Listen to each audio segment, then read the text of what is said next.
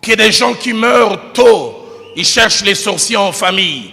Ils pensent que c'est un problème attaché à l'hygiène ou à l'environnement. Comment tu traites les parents? La Bible est claire. Honore ton père et ta mère, afin que tu vives longtemps. Enfant, la longévité est attachée au comment vous traitez les parents. Mais deuxièmement, la qualité de vie, afin que tu sois heureux. Tu as une qualité de vie, que tu réussisses dans ce que tu fais. Tu es étonné, 50 fois tu écris pour être embauché. J'ai l'honneur de venir auprès de votre autorité. 50 fois on vous écrit, nous avons les regrets. Et vous n'arrivez pas à comprendre, mais pourquoi ça ne marche pas? Les autres, les portes s'ouvrent calmement, sans difficulté. Mais pour moi, ça ne marche. Comment tu traites les parents? J'en parlerai tout à l'heure. Des jeunes filles en famille, parce que maman parle beaucoup, vous l'avez surnommée RFI. Radio France Internationale. Votre papa, il est peut-être dur de caractère, Saddam Hussein. Dans une famille, on appelait leur papa vieux Satan. Vieux Lucifer Hazard.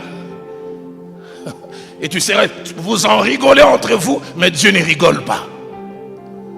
Aide-moi à dire à ton voisin, les parents sont sacrés. Joue avec n'importe qui, joue avec ton ami, ne joue pas avec Dieu.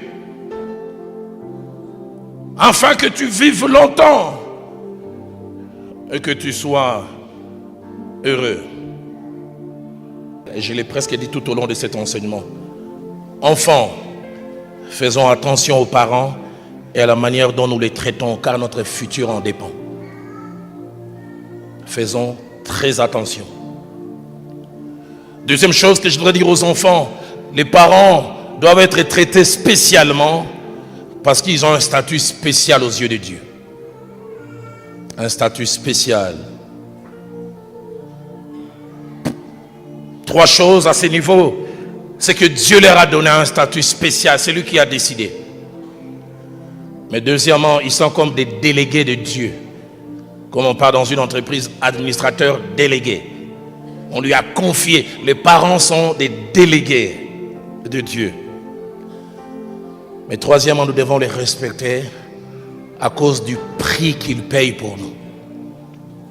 Des fois, nous n'avons aucune idée du prix que les parents payent.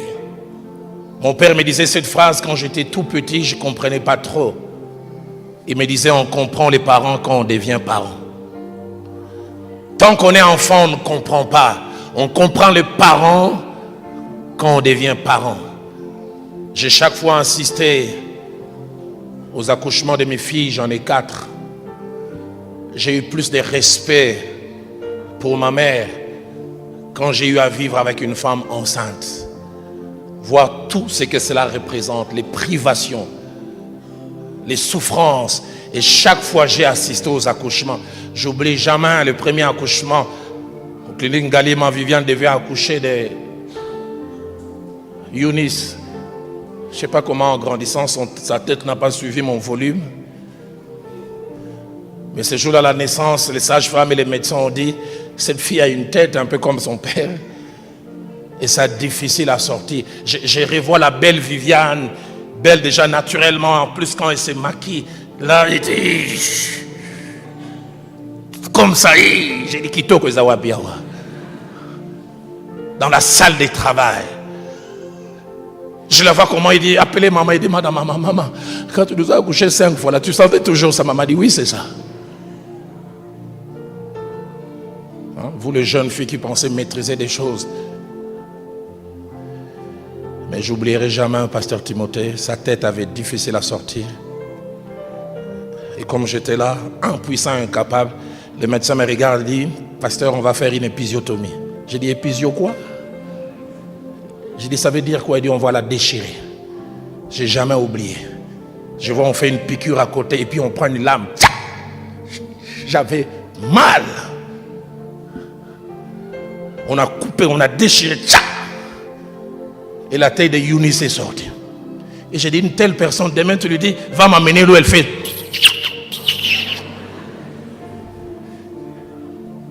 Mais si elle prononce, tu seras maudite. Cette souffrance-là.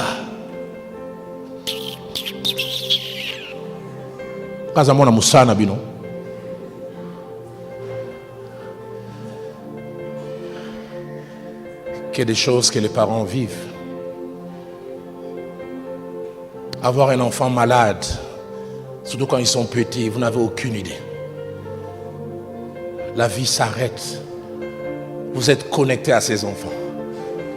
Mes filles n'aiment pas que j'en parle, mais je rappelle souvent. Eunice a fait une forte bronchite quand elle avait 1 année et 1 mois. Elle n'arrivait pas à dormir la nuit. On a fait toutes sortes. Et puis ce pédiatre, l'un des meilleurs de Kinshasa, il a dit, si vous voulez qu'elle respire bien la nuit, l'un de vous doit être courageux. Chaque soir avant de dormir, vous devez retirer la morve qu'il y a dans les narines, mais par la bouche. Mon épouse a dit, Berké, Roland, c'est toi le chef de la famille. J'ai dit, j'oublie jamais, elle veut aller dormir et j'arrive et je commence à tirer. Ah, tu vois comment tu as changé ton visage?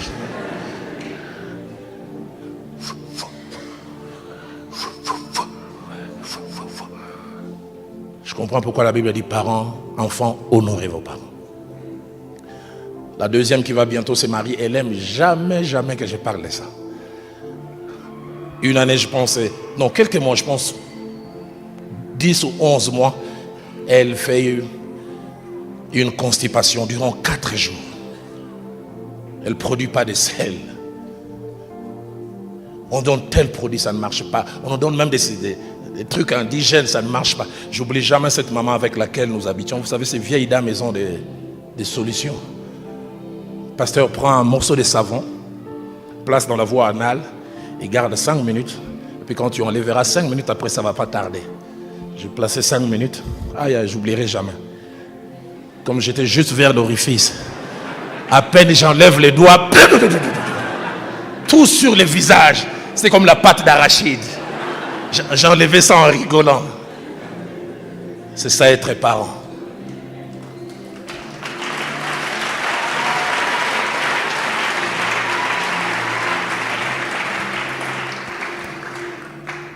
Notre 3e fille faisait de fortes fièvres. À cette époque, on parlait d'un phénomène à Kinshasa, katakata. Il semble qu'il y a un homme qui coupait les gens au milieu. Bon, ce phénomène, ça commence et ça finit sans qu'on sache comment. Ces jours-là, notre fille commence à faire des convulsions. J'essaie de démarrer la voiture, ça ne démarre pas. J'essaie de démarrer, ça ne démarre pas. J'ai dit à Viviane, toi reste, je prends la fille. J'ai marché au moins 30 minutes jusqu'au centre hospitalier de la Baule. C'est vrai, quand je suis arrivé, les gens m'ont dit, toi tu as marché avec katakata.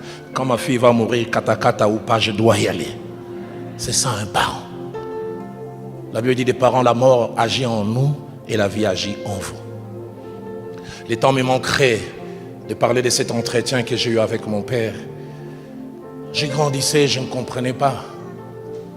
Et puis quand j'ai eu mes 3 premières filles, très exigeantes, à la rentrée, moi je dois avoir telle chaussure, moi je vais Jordan Air, Nike tel. Les enfants, qu'est-ce qu'ils sont exigeants. Et puis je me suis arrêté.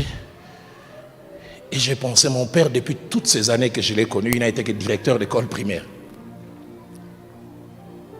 Très longtemps enseignant, je me dis, je l'ai appelé au téléphone, je dis, papa, toutes ces années où tu étais enseignant, tu touchais au maximum combien? D'ici, on met en dollars 150. Quand je suis directeur, c'est arrivé à 250. Puis je me suis arrêté, mais j'ai dit, mon frère et moi, on a étudié au collège Boboto à Kinshasa. Ma soeur et mes 3 autres frères à l'Athénée. Comment tu faisais pour payer les Minerval? Parce que je sais que ça devait être très très cher. Et puis papa, je me souviens comment on était exigeant à la rentrée. Il y a cette marque, vous ne connaissez pas. Il y a une marque à l'époque, marque Kelm. Tous on voulait les ketch Kelm. D'origine espagnole. Si tu n'as pas les Kelm, tu es... Et on exigeait. Et je me souviens, on achetait ça, l'équivalent de 40-45 $. Et nous 4, on était en Kelm. J'ai dit, papa, comment tu faisais? Il a simplement baissé la tête. Il dit, à part le fait d'enseigner, je faisais 2 autres choses. Je faisais les répétiteurs dans 4 familles. Et je faisais les domestiques 2 fois chez des sujets blancs. J'ai serré mon père dans mes bras. J'ai dit, papa, merci. Je ne savais pas que tu payais un prix aussi fort. Et je me suis souvenu d'un jour où on devait me donner un abonnement, on devait payer pour moi l'abonnement scolaire. J'exigeais, papa, je dois avoir l'abonnement scolaire. Et je n'ai jamais oublié. J'ai entendu mon père dire à ma mère Cécile, tous ces mois, j'irai au travail à pied pour que Roland ait un abonnement scolaire. J'oublie jamais, à l'époque à Kinshasa, il y avait 11 lignes de bus sur Traz, de la ligne 1 à la ligne 10. Et ceux qui marchaient à pied, on disait qu'ils prenaient la ligne 11. Et ce jour-là, alors que je suis dans le bus scolaire, on a traversé, quelqu'un a vu mon père, il a dit, oh Roland, ton papa prend la ligne 11. Papa a pris la ligne 11 pour que moi je prenne la ligne 10.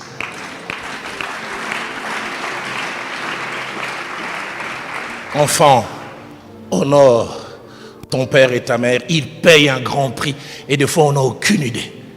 Les enfants, nos spécialités, c'est la demande. On a demandé de payer le minéral. Papa, on a dit, ça ne paye pas pour me chasser. Et vous ne savez pas ce qu'ils font. Vous pensez qu'ils ont des cheveux blancs, barbe blanche, simplement à cause de l'âge, le stress venant de vous. Fonctionnaire qui ne gagne plus rien, mais 4 enfants à l'université. Comment il fait? Ils ne vous disent pas. Ils font des acrobaties de toutes sortes. Des fois, ils sont endettés jusqu'au cou. Des fois, ils doivent aller s'agenouiller devant les gens. Pardon, pardon, donne-moi ça pour mon fils. Toi, tu vois simplement l'argent. Tu ne sais pas d'où ça vient. Troisième chose, l'attitude vis-à-vis des parents ne doit pas être dictée par les comportements des parents vis-à-vis de nous. Je suis bon avec les parents parce qu'ils sont bons. Dans 1 Pierre chapitre 2 verset 18, c'est dit par rapport à la relation maître et serviteur. L'apôtre Pierre dit, serviteurs, obéissez à vos maîtres, même à ceux qui sont méchants de caractère. Maman est dure, tu ne dois pas la mépriser pour cela. Toi, fais ta part et laisse maman avec Dieu. Quatrième et avant-dernière chose, le seul moment où la Bible nous permet de désobéir à nos parents, c'est lorsqu'ils veulent nous amener en dehors de la volonté de Dieu.